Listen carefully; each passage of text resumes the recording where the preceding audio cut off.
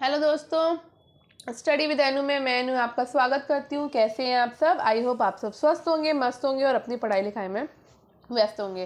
तो जैसे कि आपको पता है, ये आपकी हिस्ट्री की क्लास है और हिस्ट्री भी हम किसके लिए कर रहे हैं? तो हम हिस्ट्री कर रहे हैं टीजीटी एग्ज़ाम के लिए, पीजीटी एग्ज़ाम के लिए और अपने जीआईसी प्रवक्ता के एग्ज़ाम के लिए।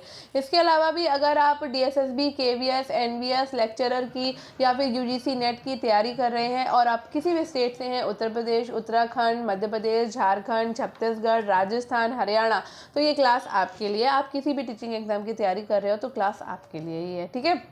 मेन मैं आपको टीजीटी, पीजीटी और जीआईसी के लिए करा रही हूँ। तो ये टीचिंग एग्जाम में आपके टॉपिक्स वाइज मैं क्वेश्चन करा रही हूँ आपको। और जैसा कि आप थंबनेल पर देख पा रहे हैं, आपका दिल्ली सल्तनत का टॉपिक चल रहा है, जिसमें 400 प्लस प्रश्नों की श्रृंखला थी, जिसमें से हमने कल 400 क्वेश्चन कंप्लीट कर लिए हैं और आज हम 401 से लेकर 488 तक कंप्लीट करेंगे। तो आज सिर्फ 88 क्वेश्चन है, डेली हम 100 क्वेश्चन कवर करते हैं। तो आपके 400 क्वेश्चन कंप्लीट हो गए। आज इस टॉपिक का ये लास्ट क्लास है आपकी। उसके बाद हम नेक्स्ट टॉपिक कल से शुरू करेंगे। कौन सा टॉपिक होगा वो मैं आपको वीडियो के लास्ट में, यानी कि अपनी क्लास के अंत में बताऊंगी।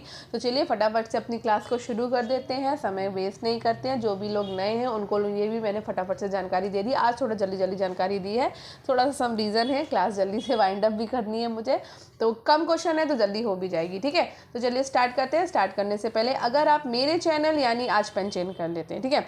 तो अगर आप मेरे चैनल यानी स्टडी विद एनु में नए हैं तो स्टडी विद एनु को सब्सक्राइब कर लीजिए और बेल आइकन को कर लीजिए प्रेस, ताकि मेरे द्वारा जितना भी कंटेंट या जितना भी मटेरियल दिया जा रहा है, जो भी क्लासेस प्रोवाइड कराई जा रही है, वो सारी आपको इजीली मिल सके, ठीक है। तो चलिए शुरू करते हैं अपनी क्लास। तो आज का पहला क्वेश्चन है, निम्नलिखित इतिहासकारों में से कौन मोहम्मद बिन तुगलक के विरुद्ध विद्रोह को न्याय संगत बताता है? तो न्याय संगत बताने वाले थे इसामी, ठीक है। इतिहासकार इसामी ने मोहम्मद बिन तुगलक के विरुद्ध विद्रोह को न्याय संगत बताया है। नेक्स्ट क्वेश्चन है, निम्नलिखित सुल्तानों में से किसने आदेश जारी किया था कि उसके शासन में सभी विदेशियों को अइज़्ज़ा के रूप में संबोधित किया जाए? तो ये किया था मोहम्मद बिन तुगलक ने। मोहम्मद बिन तुगलक ने आदेश जारी किया कि उसके शासन में सभी विदेशियों को अइज़्ज़ा के रूप में संबोधित किया जाए, ठीक है, अइज़्ज़ा। नेक्स्ट है, इल्तुतमिश को बदायूं की इक्तादारी दी थी। तो इल्तुतमिश को बदायूं की इक्तादारी देने वाला था कुतुबुद्दीन ऐबक, और कुतुबुद्दीन ऐबक का गुलाम कौन है? इल्तुतमिश है, ठीक है। तो कुतुबुद्दीन ऐबक का दामाद और उत्तराधिकारी और गुलाम इल्तुतमिश था, ठीक है। इल्तुतमिश जो था वो इलबारी तुर्क था। इल्तुतमिश की दिल्ली सल्तनत का वास्तविक संस्थापक है और कुतुबुद्दीन की मृत्यु के समय वो बदायूं का सूबेदार था, ठीक है। नेक्स्ट है, किसके शासनकाल में लोग अपनी पुत्री का विवाह राजस्व लिपिकों से नहीं करते थे? तो ये था अलाउद्दीन खिलजी। अलाउद्दीन खिलजी के शासनकाल में लोग अपनी पुत्री का विवाह राजस्व लिपिकों से नहीं करते थे। नेक्स्ट है, निम्नलिखित में से कौन लड़ते हुए युद्ध में मारा गया? तो लड़ते हुए युद्ध में मारा गया था इब्राहिम लोदी। इब्राहिम लोदी कब मारा गया है? पानीपत के प्रथम युद्ध में। और पानीपत का प्रथम युद्ध कब हुआ था? 1526 में हुआ। किसके किसके बीच में हुआ था? बाबर और इब्राहिम लोदी के बीच में, ठीक है। तो लड़ते हुए युद्ध में मारा गया था इब्राहिम लोदी। डिस्क्रिप्शन देख लेते हैं। 21 अप्रैल 1526 को बाबर और इब्राहिम लोदी के मध्य पानीपत का प्रथम युद्ध हुआ। इब्राहिम ने साहस और बहादुरी से युद्ध किया, परंतु बाबर के योग्य सेनापति, श्रेष्ठ युद्ध नीति और तोप खाने के कारण इब्राहिम की पराजय हुई और वह युद्ध स्थल पर मारा गया। इब्राहिम लोदी की मृत्यु से लोदी वंश के साथ साथ दिल्ली सल्तनत का इतिहास समाप्त हो गया और भारत में मुगल वंश की नींव पड़ जाती है, ठीक है। नेक्स्ट है, निम्नलिखित में से किसने दक्षिण भारत में अलाउद्दीन खिलजी के प्रभुत्व को स्वीकार नहीं किया? तो अलाउद्दीन खिलजी के प्रभुत्व को स्वीकार करने वाला कौन नहीं था? पांडे नहीं थे। अलाउद्दीन के आदेश से दक्षिण भारत में सबसे पहला आक्रमण मलिक काफूर ने तेलंगाना पर किया, जिसमें काकतीय वंशीय शासक प्रताप रुद्रदेव द्वितीय पराजित हुआ और उसने मलिक काफूर को विश्व प्रसिद्ध कोहिनूर हीरा दिया था। इसी क्रम में देवगिरी के यादव वंशी नरेश रामचंद्र और होयसल नरेश बल्लाल देव ने भी अलाउद्दीन की अधीनता स्वीकार कर ली। पांड्य शासक वीर पांड्य ने अलाउद्दीन की अधीनता स्वीकार नहीं की थी। नेक्स्ट है, कुतुबुद्दीन मुबारक शाह के काल के राजनीतिक एवं सामाजिक जीवन की जानकारी देने वाली अमीर खुसरो की पुस्तक का शीर्षक था नू-ए-सिफर। क्या था? नू-ए-सिफर। कुतुबुद्दीन मुबारक शाह खिलजी के काल के राजनीतिक और सामाजिक जीवन की जानकारी देने वाली अमीर खुसरो की पुस्तक का शीर्षक है नू-ए-सिफर। खजाइन उल फुतूह में अलाउद्दीन के दमन अभियान का वर्णन है। मिफ्ता उल फुतूह की बात करें तो उसमें जलालुद्दीन खिलजी के बारे में जानकारी आपको मिल जाएगी। तुगलकनामा की अगर हम बात करें तो उसमें गियासुद्दीन तुगलक के शासनकाल के विषय में जानकारी आपको प्राप्त होगी। नेक्स्ट है, निम्नलिखित में से किसने जमीन बौसी सिजदा की प्रथा शुरू की थी, तो ये करी थी बलबन ने। बलबन जो है वो बैठते हैं 1265 से लेकर 1287 तक, ठीक है। सिजदा यानी कि जमीन बौसी और पैबोस प्रथा को अपने दरबार में फिर से शुरू करवाया था, जो मूलतः एक ईरानी प्रथा थी और जिन्हें गैर इस्लामी समझा जाता था। इसके अतिरिक्त उसने ईरानी त्यौहार नौरोज की प्रथा भी प्रारंभ की थी। नेक्स्ट है, किस सुल्तान की माता विद्वानों और पवित्र जनों को उपहार और दान देने के लिए प्रसिद्ध थी? वो थी रुकनुद्दीन फिरोज शाह की माता। तो रुकनुद्दीन फिरोज शाह की माता शाह तुर्कान विद्वानों और पवित्र जनों को उपहार और दान देने के लिए प्रसिद्ध थी, जबकि रुकनुद्दीन विलासी प्रवृत्ति का व्यक्ति था जो दिल्ली का शासन संभालने में पूर्णतः असमर्थ रहा। उसकी माता Shah Turkan, just a second, कुछ गड़बड़ हो गया है, शाह तुर्कान, इसके आगे मैं बताती हूँ, एक सेकेंड। हाँ, तो जो एक तुर्क दासी थी और शासन की बागडोर अपने हाथ में ले ली, उसने आतंक का शासन शुरू किया और इल्तुतमिश के होनहार पुत्र कुतुबुद्दीन को अंधा करवाकर हत्या कर दी। उसके परिणाम स्वरूप मलिकों का शासन पर से विश्वास उठ गया और देश के विभिन्न भागों में विद्रोह शुरू हो गए। राज्य में फैली अराजकता और मालिकों के चारों ओर होने वाले विद्रोह का लाभ रजिया ने उठाया। उसने नमाज के लिए एकत्रित जनता से सहायता मांगी। जनसमूह ने महल पर आक्रमण कर शाह तुर्कान को कैद कर लिया।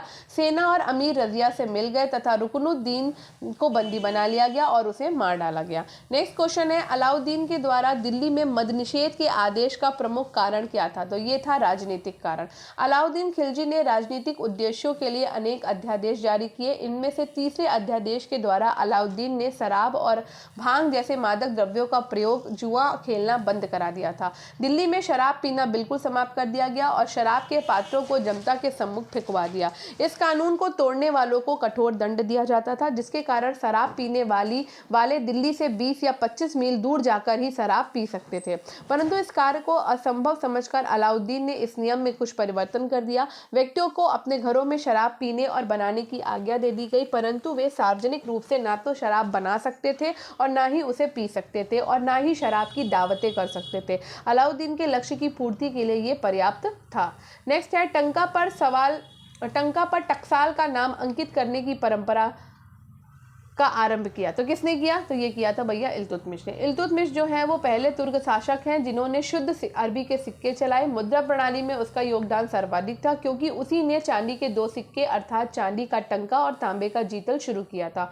इल्तुतमिश ने सिक्कों पर खलीफा का नाम अंकित कराया, साथ ही स्वयं को प्रधान धर्मरक्षक यानी कि नासिर अमीर उल मुमिनीन की घोषित किया।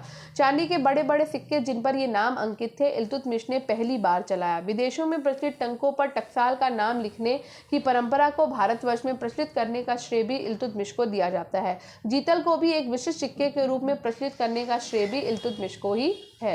नेक्स्ट है, अलाउद्दीन खिलजी के आर्थिक आदेशों का प्रमुख उद्देश्य था। तो अलाउद्दीन खिलजी के आर्थिक आदेशों का प्रमुख उद्देश्य था शक्तिशाली सेना रखना। तो अलाउद्दीन खिलजी के आर्थिक सुधार उसके प्रशासन के विशेष अंग थे। अलाउद्दीन की लगातार विजयों और मंगोल आक्रमणों ने उसके लिए विशाल सेना रखना अनिवार्य कर दिया था। राज्य के कर्मचारियों और सैनिकों और दीवानी प्रशासन पर अत्यधिक खर्च होता था। यह हिसाब लगाया गया कि अगर सुल्तान सामान्य वेतन पर विशाल संख्या में सैनिक भर्ती करे तो समस्त राजकोष 5 वर्ष में ही खाली हो जाएगा। ये तो कहना मुश्किल है कि अलाउद्दीन ने आर्थिक सुधार केवल सेना को ही ध्यान में रखकर किए थे, क्योंकि आर्थिक सुधार नीति को विजय की दौड़ के लगभग समाप्त होने के बाद भी चालू रखा गया, किंतु इसमें कोई संदेह नहीं कि उसके आर्थिक सुधारों में सेना एक महत्वपूर्ण अंग थी। नेक्स्ट है, इतिहास मिनहाज के अनुसार दिल्ली का आदर्श सुल्तान था नसीरुद्दीन महमूद। मिनहाज के अनुसार दिल्ली का आदर्श सुल्तान नसीरुद्दीन महमूद था।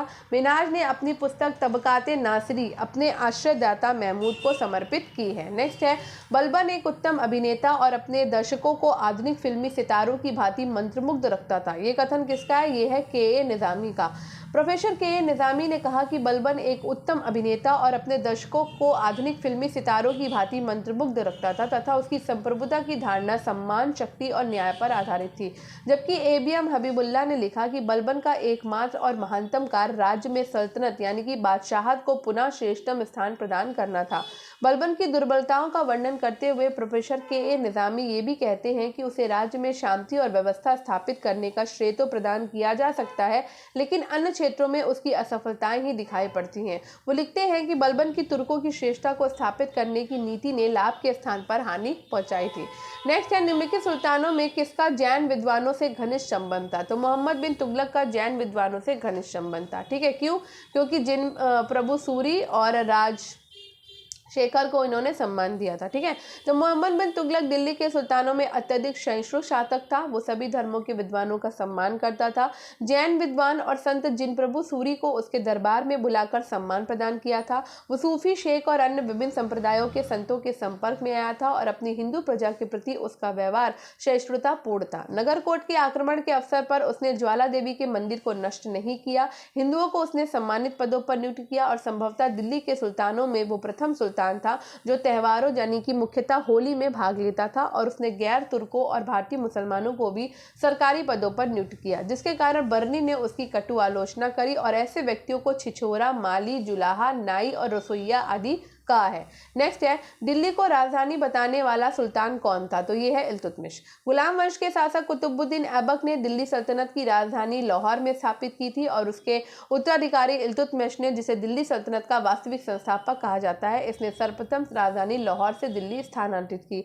इल्तुतमिश ने उन कार्यों को पूर्ण किया जो ऐबक ने अधूरा छोड़ दिया था। एलदौज और कुबाचा को समाप्त करके उसने गोर और गजनी के स्वामित्व के दावे से दिल्ली सल्तनत को मुक्त कर दिया। राजस्थान के राजपूत शासकों के द्वारा दिल्ली सल्तनत के छीने गए प्रदेशों को पुनः अपने अधीन करके और दोआब के विद्रोह को दबाकर उसने दिल्ली सल्तनत की वास्तविकता को सिद्ध कर दिया। मंगोल आक्रमण से दिल्ली सल्तनत की रक्षा करके उसने उसे महान संकट से बचा लिया। Doctor KM. निजामी लिखते हैं कि ऐबक ने दिल्ली सल्तनत की रूपरेखा के बारे में सिर्फ दिमागी आकृति बनाई थी।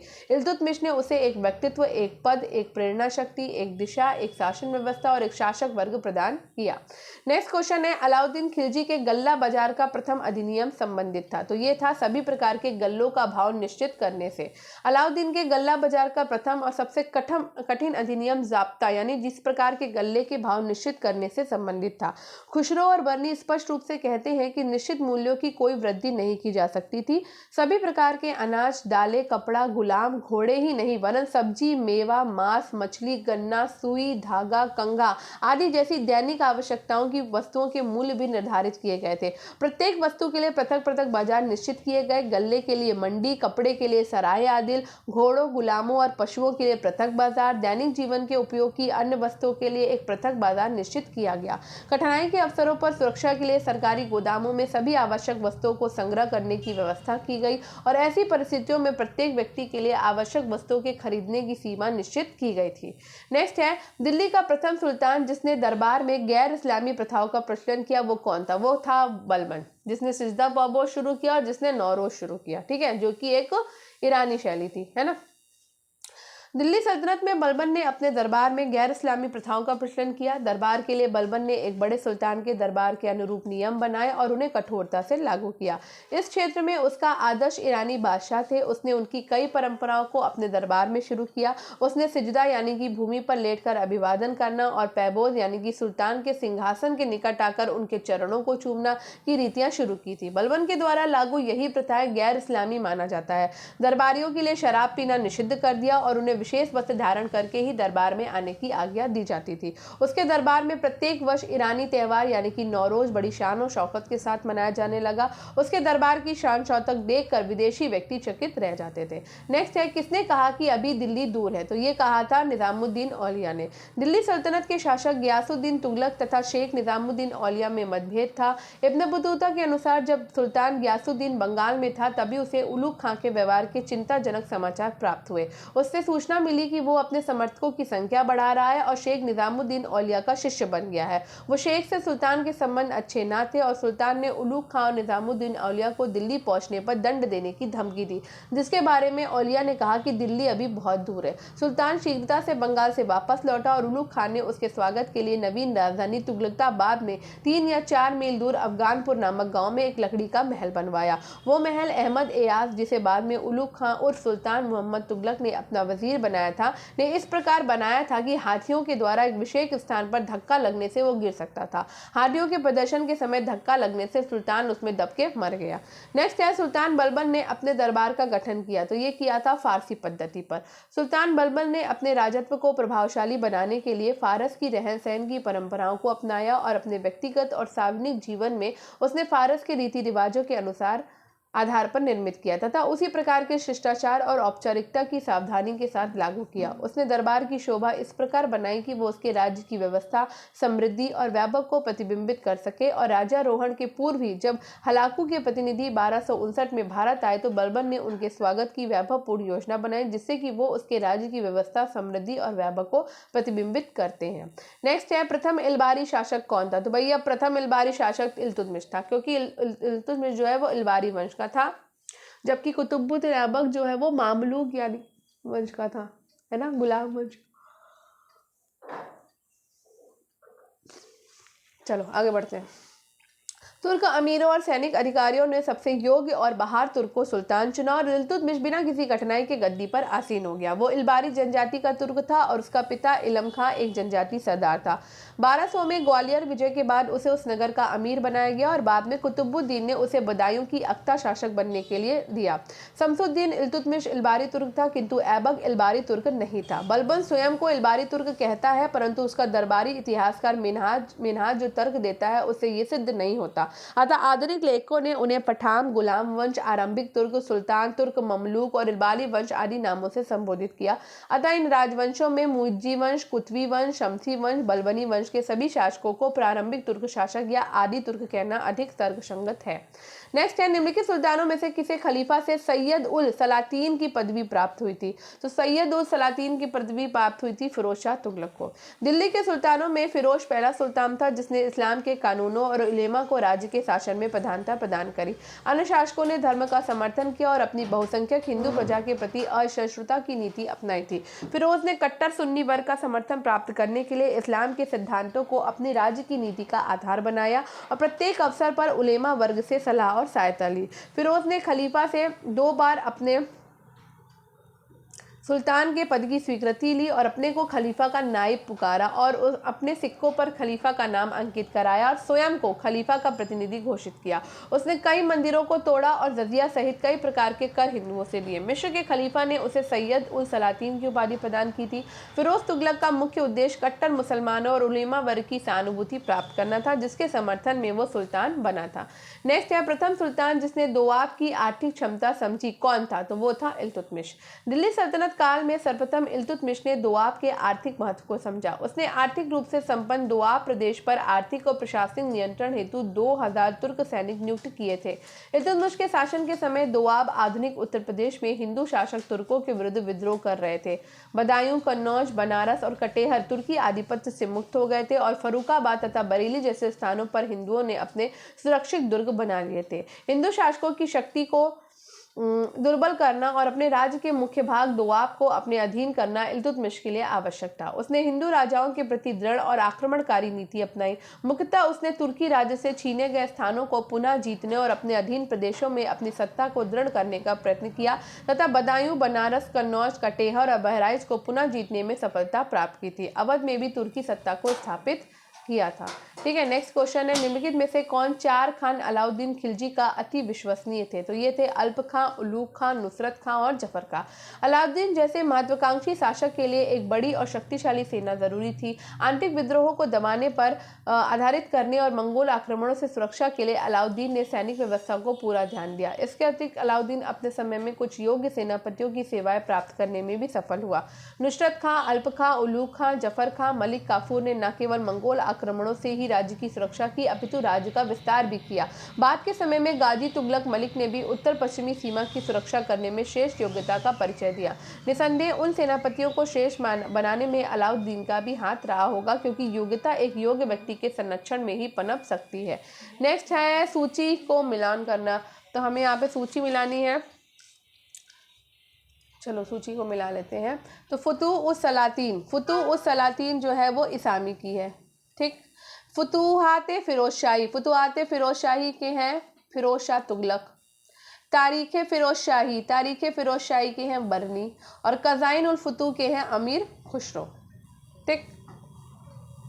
तो फुतूह सलातीन में इसामी ने मोहम्मद तुगलक की आलोचना करी है। बहमन शाह के दरबार में इसकी रचना की गई थी। फिरोज शाह तुगलक के द्वारा रचित है फुतुहात फिरोज शाही, जो स्वयं उसने आत्मकथा लिखी है। अमीर खुसरो ने खज़ाइन उल फुतूह लिखी है, जिसे तारीख़ अलाई के नाम से भी जाना जाता है। इसमें अलाउद्दीन खिलजी के शासनकाल के 15 वर्षों का चटुकारितापूर्ण विवरण है। बर्नी ने तारीख़ फिरोज शाही लिखी और फतवाए जादरी शीर्षक से कृतियाँ लिखी है। नेक्स्ट है, भारत अरब नहीं है, उसे दारुल इस्लाम में परिवर्तित करना व्यावहारिक रूप से संभव नहीं है। ये कथन किससे जुड़ा है? ये कथन जुड़ा है इल्तुतमिश से।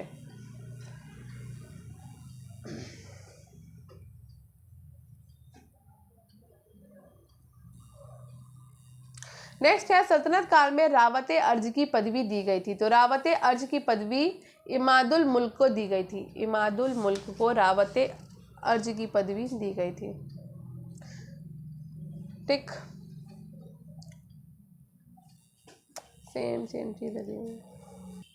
फिरोज शाह तुगलक ने उपज का 1/10 भाग भू राजस्व के रूप में वसूल किया। तो ये उचरी भूमि से किया था। उचरी भूमि मुसलमानों से लिया जाने वाला भूमि कर था और इस भूमि पर प्राकृतिक साधनों से सिंचाई होती थी, जिसमें पैदावार का 10% भाग भूमि कर के रूप में लिया जाता था।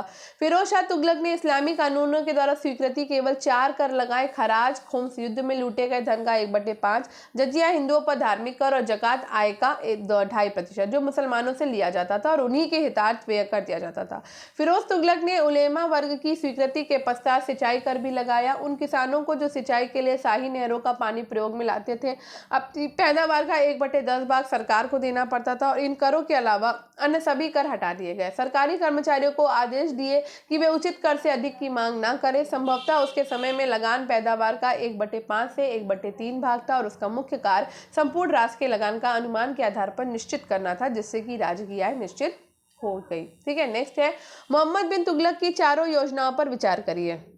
तो मोहम्मद बिन तुगलक ने भैया क्या क्या किया? तो मोहम्मद बिन तुगलक की चारों योजनाएं हैं।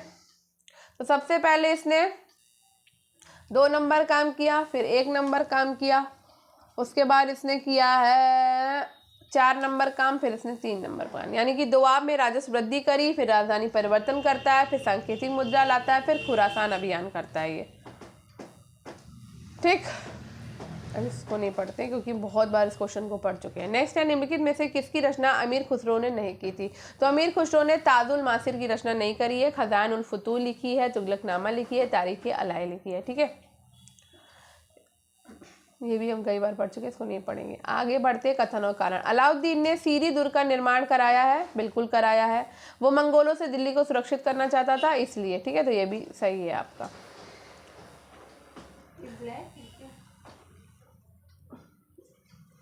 चला के देख लो। अलाउद्दीन खिलजी के शासनकाल में भारत की उत्तर पश्चिमी सीमा से मंगोलों के निरंतर आक्रमण हुए। यहाँ पर नहीं, मेरे पास उधर होगा डब्बे में। मंगोलों के निरंतर आक्रमण हुए। उनके आक्रमणों का उद्देश्य भारत विजय और प्रतिरोध की भावना थी। तारगी के आक्रमण ने अलाउद्दीन को सचेत कर दिया। उसने सीरी के किले को दृढ़ किया और दिल्ली के किले की मरम्मत कराई। सीरी नगर की स्थापना 1303 में दिल्ली के निकट की गई थी। बर्नी ने उसे नौनगर की संज्ञा दी थी। उत्तर प्रदेश, वहाँ से दिखाओ, मुझे दिखाओ, हम बता देंगे कौन सा है ये।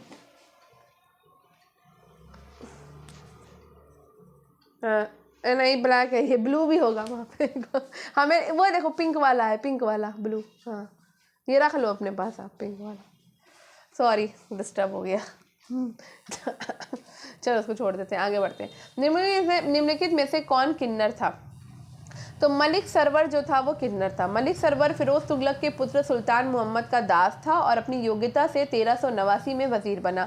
सुल्तान मोहम्मद ने उसे मलिक उस शर की उपाधि दी। 1394 में उसे दोआब के विद्रोह को दबाने के लिए भेजा गया और उसने उस विद्रोह को नहीं दबाया, अपितु अलीगढ़ से लेकर बिहार में तिरहुत तक के संपूर्ण प्रदेश पे अपना अधिकार कर लिया। वो एक स्वतंत्र शासक की भांति व्यवहार करता था, यद्यपि उसने कभी सुल्तान का पद ग्रहण नहीं किया। तैमूर के आक्रमण के अवसर पर उसने दिल्ली सुल्तान की कोई सहायता नहीं भेजी। 1399 में उसकी मृत्यु हो गई और उसके पद के कारण उसका वंश शर्की वंश कहलाया। मलिक सरवर किन्नर था, उसने स्वतंत्र जौनपुर राज्य की स्थापना की थी। बनारस के उत्तर पश्चिम में 34 मील दूर जौनपुर नगर को फिरोज तुगलक ने बसाया था। नेक्स्ट है, अमीर खुसरो के अनुसार शतरंज का खेल आविष्कृत किया गया। तो शतरंज का खेल जो है वो भारत में आविष्कृत किया गया है। ठीक, तो अमीर खुसरो का जन्म 1253 में हुआ। वे एक ऐसे परिवार से थे जिनका कई पीढ़ियों के राज दरबार में घनिष्ठ संबंध चलता आ रहा था। उन्हें खुद 6 सुल्तानों के शासनकाल में सेवा का मौका मिला। अमीर खुसरो की रचनाएं सामाजिक स्थितियों पर काफी प्रकाश डालती है और एक ऐसा क्षेत्र है जिसकी ओर उस विषय के अन्य इतिहासकारों का खास ध्यान नहीं किया। युद्धस्तों, सैन्य अभियानों के विवरण, शहरों, व्यवसायों, खेल खिलाड़ियों और संगीत और नृत्य के विवरणों से संबंधित विभिन्न प्रकार की सूचनाएं वे अपनी रचनाओं में छोड़ गए। अमीर खुसरो शतरंज के खेल को भारत की देन मानते हैं। उन्होंने अपनी रचना खजाइन उल फुतूह में शतरंज के बारे में वर्णन किया है। नेक्स्ट है, फारसी कविता का भारतीकरण करने वाला प्रथम कवि था, तो वो था अमीर खुसरो। अमीर खुसरो फारसी कविता का भारतीकरण करने वाला प्रथम कवि था। इन्हें भारत का तूतीय हिंद कहा जाता था। इतिहास लिखना अमीर खुसरो की मूल चिंता नहीं थी। अपनी कविता में उन्होंने प्रायः ऐतिहासिक विषयों को लिया है और इस प्रकार की सभी कृतियां 1289 से 1325 के बीच में रची गई थी। चलो नेक्स्ट है, संस्कृत स्रोतों से संग्रहित तिब्बते सिकंदरी का विषय क्या था, तो ये था आयुर्विज्ञान। सिकंदर लोदी के वजीर मियाँ भुआ द्वारा संस्कृत से फारसी में अनुवाद की गई पुस्तक तिब्बते सिकंदरी या याद नुस्या फियाए सिकंदरी चिकित्सा शास्त्र से संबंधित है। नेक्स्ट क्वेश्चन पे चलते हैं। कूट का चयन करना है इसमें ना, तो यहाँ पर सीरी अलाउद्दीन खिलजी की है, अभी हमने पढ़ा, ये तो राइट है। ठीक है, इसके अलावा जापाना मोहम्मद तुगलक काला। ठीक है, तो ये दोनों राइट हैं आपके, 2 और 3 नंबर वाला। तो अलाउद्दीन ने सीरी नामक गांव में एक नगर की स्थापना की थी और बर्री ने इसे नौगांव या नया नगर कहा था और इसी नगर में हौजे खास और हौजे रानी नामक तालाबों का निर्माण भी कराया। जापना नगर की स्थापना मोहम्मद तुगलक ने राय पिथौरा और सीरी के मध्य कराई थी और इस प्रकार 2 और 3 आपके सुमेलित हो जाएंगे। अलाउद्दीन ने सीरी में 1000 सैतून महल भी बनवाया है। नेक्स्ट है, निम्नलिखित में से किस राज में आदर्श मुसलमान शासक के गुणों का उल्लेख किया गया, तो ये किया गया है फतवाए जहांदारी में। ठीक है, नेक्स्ट है कि सल्तनत ने के शासक ने प्रशासन स्वयं घूसखोरी को प्रोत्साहित किया था, तो ये किया था फिरोज तुगलक ने। किसने किया है? फिरोज तुगलक ने। ठीक, इसको नहीं पढ़ना, ये सब पढ़ चुके हैं हम पहले ही। विभिन्न सुल्तानों के द्वारा निम्नलिखित विभिन्न विभागों के निम्नलिखित युग्मों में से कौन सा युग्म असत्य है? ये है आपका दीवाने रियासत यानी कि बलबन वाला।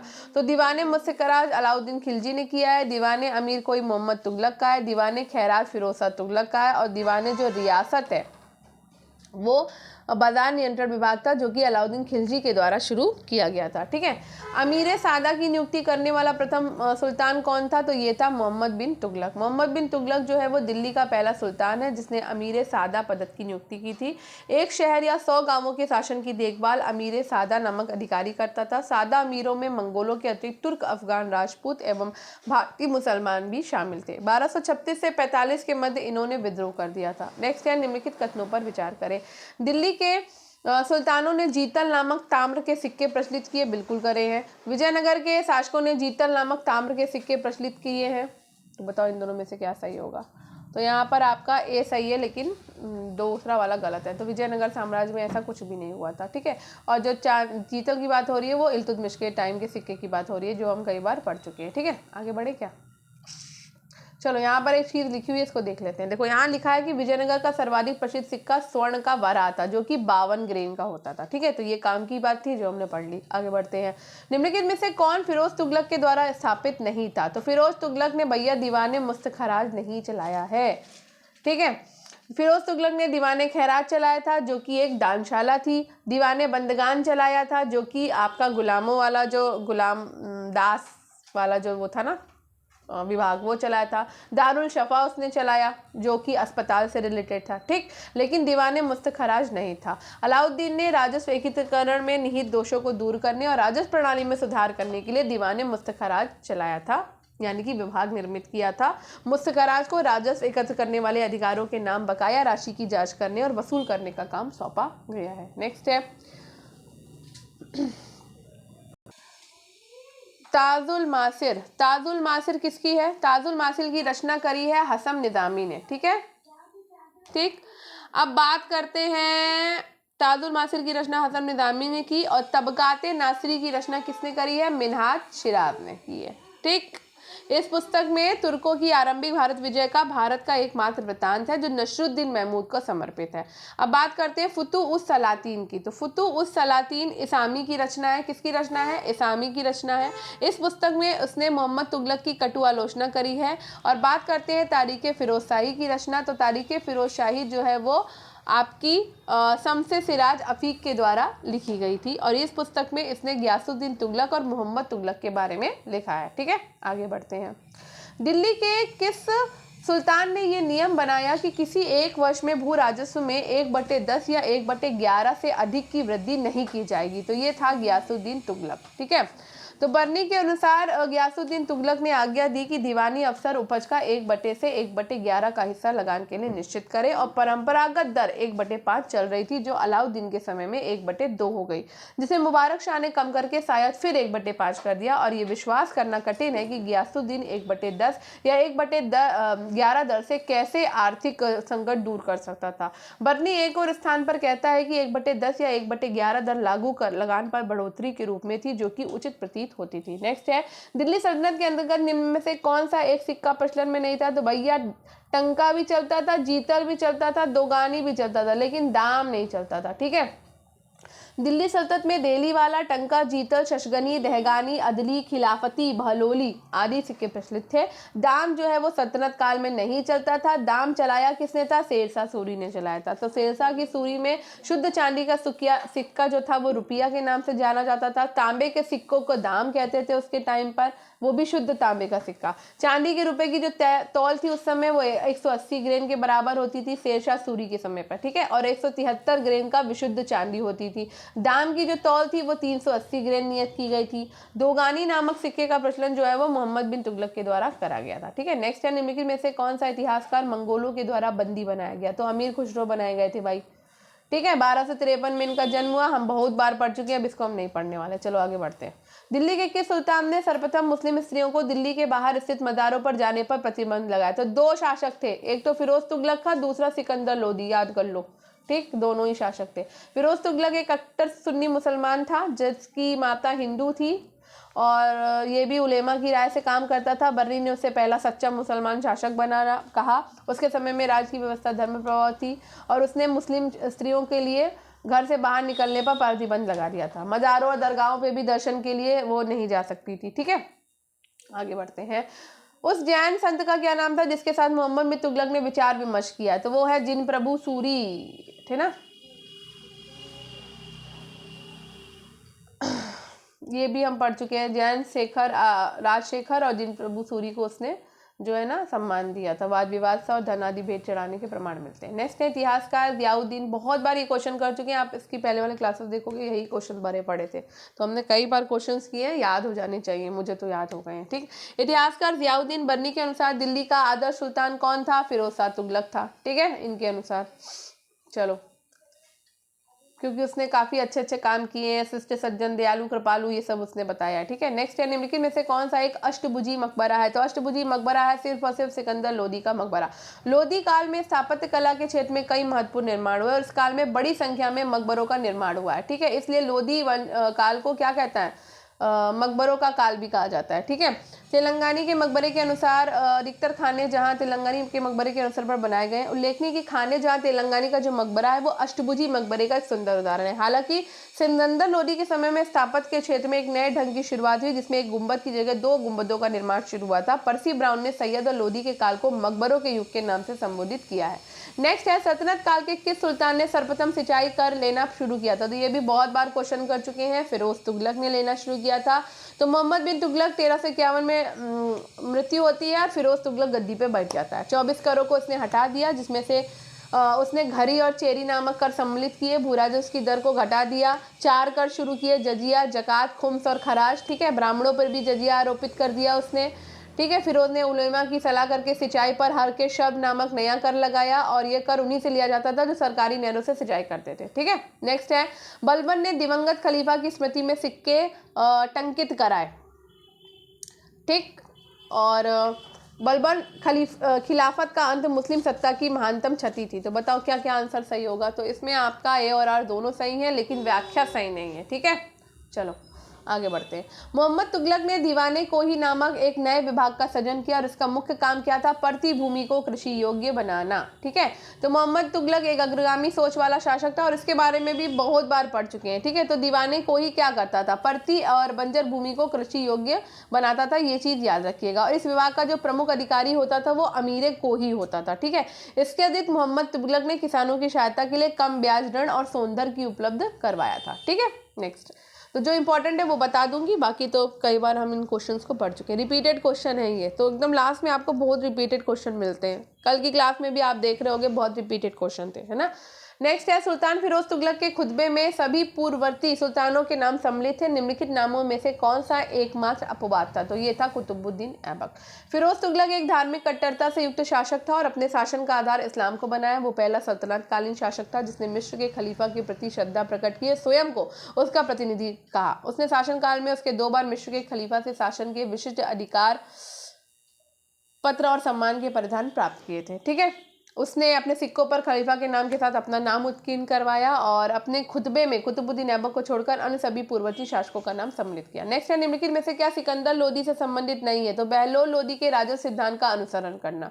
ठीक है, सिकंदर लोदी ने भू राजस्व निर्धारण हेतु भूमि मापन किया है, एक अनुवाद विभाग की स्थापना करी और एक अन्य पर से कर भी समाप्त किया है इसने। ठीक है, नेक्स्ट है, निम्नलिखित सुल्तानों में से किसने जिन प्रभा सूरी से आधी रात तक बातचीत करी? तो वो था मोहम्मद बिन तुगलक।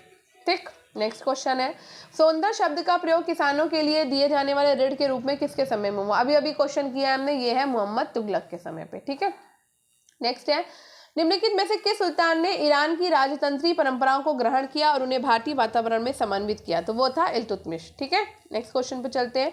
निम्नलिखित दिल्ली सुल्तानों में किन की माता हिंदू थी? नीचे दिए गए कूट के आधार पर सही उत्तर का चुन करिए। तो नासिरुद्दीन खुसरो की माता हिंदू थी, गयासुद्दीन तुगलक की माता हिंदू थी, फिरोज तुगलक की माता हिंदू थी और सिकंदर लोदी की माता भी हिंदू थी। ठीक है, तो नासिरुद्दीन खुसरो की माता हिंदू थी, गुजराती हिंदू। ठीक है, गयासुद्दीन तुगलक की माता पंजाब की एक जाटनी थी, फिरोज तुगलक की माता पूर्वी पंजाब के हिसार जिले में अबोहर के भट्टी राजपूत राजसमल की पुत्री थी और सिकंदर लोदी की माता सुनार माता का पुत्र था ये। ठीक है, नेक्स्ट है, अलाउद्दीन के आक्रमण के समय वारंगल पर किस राजवंश का शासन था? तो काकतीय वंश का शासन था उस समय। ठीक है, नेक्स्ट, ये भी बहुत पढ़ चुके हैं अलाउद्दीन खिलजी के बारे में। नेक्स्ट क्वेश्चन है आपका, विजयनगर साम्राज्य की स्थापना किसके शासनकाल में हुई है? तो ये मोहम्मद बिन तुगलक के शासनकाल में हुई थी। नेक्स्ट है, बलबन के द्वारा विजय के स्थान पर शुद्धिकरण की नीति अपनाने के लिए निम्नलिखित में से कौन एक कारण नहीं था? तो ये है आपका उसका कमजोर स्वभाव। ठीक है, नेक्स्ट है, निम्नलिखित सुल्तानों में से कौन एक इल्तुतमिश की संतान नहीं था किंतु उसके वंश का अंतिम उत्तराधिकारी था? तो वो था नसरुद्दीन महमूद। ठीक है, नेक्स्ट क्वेश्चन पे चलते हैं। अलाउद्दीन के निम्नलिखित पुत्रों में से कौन एक उसकी पत्नी झत्यपाली से उत्पन्न था जो देवगिरी के राजा रामचंद्र देव की पुत्री थी? तो वो था शिहाबुद्दीन उमर। ठीक है, नेक्स्ट है, फुतुहाते फिरोजशाही किसने लिखी है? तो ये फिरोज शाह तुगलक ने खुद लिखी है और ये इसकी आत्मकथा है। ठीक है ना, आगे बढ़ते हैं। मलिक काफूर के दक्षिण अभियान का अति विश्वसनीय वृत्तांत दिया है किसने? अमीर खुसरो ने। तो ये सारा हम पढ़ चुके हैं, इसलिए डिस्क्रिप्शन अब मैं नहीं पढ़ रही हूँ।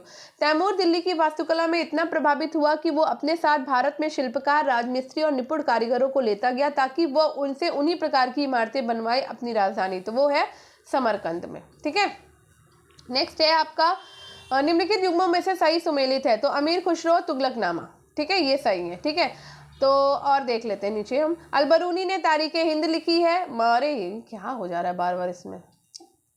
अलबरूनी ने तारीख हिंद लिखी है, हसन निजामी ने ताजुल मासिर लिखी है, बर्नी ने तारीख फिरोजशाही लिखी है और मिनार उस सिरार ने तबकाते नासिरी लिखी है। ठीक है, नेक्स्ट है, निम्नलिखित सूफियों में से किसने भारत को पृथ्वी का स्वर्ग कहा? तो ये अमीर खुसरो ने कहा है। दिल्ली के किस सुल्तान ने सीरी के दुर्ग की नींव डाली थी एवं उसे निर्मित किया था? अलाउद्दीन खिलजी ने। बहुत बार ये क्वेश्चन पढ़ चुके हैं हम। कुतुबुद्दीन ऐबक के द्वारा पराजित होने वाला बुंदेलखंड का शासक कौन था? परमर्दी देव था। ठीक है, नेक्स्ट, सुल्तान बलबन के आदेश पर सार्वजनिक रूप से कोड़े की सजा पाने वाला निम्नलिखित अमीरों में से कौन एक था? तो ये था मलिक बकबक। निम्नलिखित में से कौन एक मोहम्मद तुगलक के विषय में सही नहीं है कि वो कभी भी किसी मंदिर नहीं गया? तो वो भैया मंदिर गया है। ठीक है, किस सुल्तान ने सल्तनत की राजधानी दिल्ली से आगरा स्थानांतरित की थी? सिकंदर लोदी ने। दिल्ली से आगरा ले गया। तुगलक की मृत्यु किस अभियान के समय पर हुई थी? ठट्टा के अभियान के समय पर हुई थी। ठीक। अलाउद्दीन खिलजी को काफूर नामक दास कहाँ से प्राप्त हुआ था? गुजरात से प्राप्त हुआ था, जब ये गुजरात विजय पर गया था। एक लोधी सुल्तान जो सिंहासन पर ना बैठकर कालीन पर बैठा करता था वो कौन था? बहलोल लोधी। तैमूर के आक्रमण के समय दिल्ली में सुल्तान कौन था? नसरुद्दीन महमूद तुगलक। दिल्ली का पहला सुल्तान कौन था जिसने गाजी के शब्द को अपने नाम से जोड़ा था? तो वो था भैया गियासुद्दीन तुगलक। इसने गाजी गियासुद्दीन तुगलक जोड़ा। निम्नलिखित में से कौन दिल्ली सल्तनत का अंतिम वंश था? तो बताओ अंतिम वंश कौन सा है? लोधी वंश। ठीक है ना। अलाउद्दीन खिलजी ने किस राजा को नवसारी की जागीर और राय रायन की उपाधि दी थी? देवगिरी के रामचंद्र देव को। ये किसका कथन है कि दिल्ली के राजगीर एवं संगतराश समस्त मुसलमान जगत में पाए जाने वाले उन शिल्पकारों में अधिक उत्तम है? अमीर खुसरो। हम भारतीय विदेशी भाषाओं को बोलने में सक्षम है किंतु चीनी, मंगोल, तुर्क, अरब हमारी हिंदी जुबान बोलने में असमर्थ है। भारतीय दूसरे देशों में ज्ञान प्राप्ति के लिए नहीं जाते, दूसरों को यहाँ आना पड़ता है। भारत ने दुनिया को गिनती, पंचतंत्र की कहानियां और शतरंज दिया। ये किसका कथन है? ये कथन है अमीर खुसरो का। ठीक है। नेक्स्ट क्वेश्चन है, तबकाते नासिरी किसने लिखी है? तो ये मिनाजुद्दीन सिराज ने लिखी है। रट लो, ये क्वेश्चन आया था अभी एलटी ग्रेड में भी। ठीक है। जीआईसी लेक्चरर में देखो पूछा गया है। सल्तनत काल में मुख्य न्यायाधीश को किस नाम से जाना जाता है? काजी उल कुजात के नाम से मुख्य न्यायाधीश को जाना जाता था। आगरा की स्थापना किसने करी है? सिकंदर लोदी ने करी है। ठीक है। मसाहत निम्न में से संबंधित किससे है? भूमि से संबंधित है। ठीक है। ये मैं इसलिए डिस्क्रिप्शन नहीं पढ़ रही हूँ कि ये सारे क्वेश्चन रिपीटेड है आपके। मलकियत शब्द एक आपका अरबी शब्द है। ठीक है। और आज थोड़ा सा जल्दी है इस वजह से नहीं पढ़ा। तो ये लास्ट क्वेश्चन था, तो थोड़ा सा आज के लिए माफ़ी चाहूँगी, नहीं तो मैं पूरा डिस्क्रिप्शन पढ़ती हूँ रिपीटेड होने के बावजूद भी, लेकिन आज की क्लास के लिए मैं माफ़ी चाहती हूँ। ठीक है। इस वजह से मैं थोड़ा नहीं पढ़ रही हूँ, वरना आपको पता है मैं सारे क्वेश्चन रिपीटेड भी पढ़ती हूँ और अभी पहले भी स्टार्टिंग में पढ़ रही थी और कल भी क्लास में भी पढ़े मैंने। ठीक है। तो आज थोड़ी सी जल्दी है इसलिए मैं वाइंड अप कर रही हूँ क्लास को, और ये हमारा लास्ट क्वेश्चन था। आई होप आपको आज की क्लास पसंद आई होगी। क्लास पसंद आई हो तो क्लास को लाइक और शेयर करना बिल्कुल ना भूलिएगा। फीडबैक जरूर दीजिएगा और स्टडी विद अनु के साथ कनेक्टेड रहिएगा। ठीक है। अब हम कल जो टॉपिक करेंगे उसके बारे में मैं जानकारी दे दूं या नहीं दूं, मेरा तो कुछ समझ में नहीं आ रहा अभी मुझे बहुत जल्दी। तो कल हम मौर्यकाल और मौर्योत्तर काल करने वाले हैं। ठीक है। मैंने आपको बता दिया है कल हम मौर्यकाल या मौर्योत्तर काल को करेंगे। तो कल हमारा जो टॉपिक आ जाएगा वो हमारा एशियंट वाले टॉपिक से आएगा। अभी हम मिडवल पे चल रहे थे, तो ठीक है ना। तो मिडवल के हमने देखो 3 टॉपिक खत्म कर लिए हैं। ठीक है। मध्यकालीन खत्म किया, संस्कृति, मुगल वंश खत्म किया और आज दिल्ली सल्तनत खत्म कर लिया है। और एशियन से हमने मॉडर्न से हमने एक टॉपिक खत्म किया था, राष्ट्रीय आंदोलन वाला। और अब हम एशियन पे पहुंच गए हैं भैया, एशियन से भी अब टॉपिक कर लेते हैं। तो जो इसके बाद जो सबसे कम क्वेश्चन आए वो मौर्यकाल मौर्योत्तर काल से आए, तो अब हम कल मौर्यकाल और मौर्योत्तर काल वाला टॉपिक करेंगे। ठीक है। तो क्लास पसंद आई हो लाइक शेयर और चैनल को सब्सक्राइब करना बिल्कुल मत भूलिएगा। और आज के लिए माफ़ी चाहती हूँ, थोड़ा जल्दी करा दिया है मैंने, लेकिन आगे से ऐसा नहीं होगा। थोड़ा ज़रूरी है, थोड़ा एकदम से काम आ गया है। तो मिलते हैं कल, तब तक के लिए बाय बाय। क्लास करते रहिएगा। ओके। शाम को 6 बजे डेली आपकी क्लास आती है।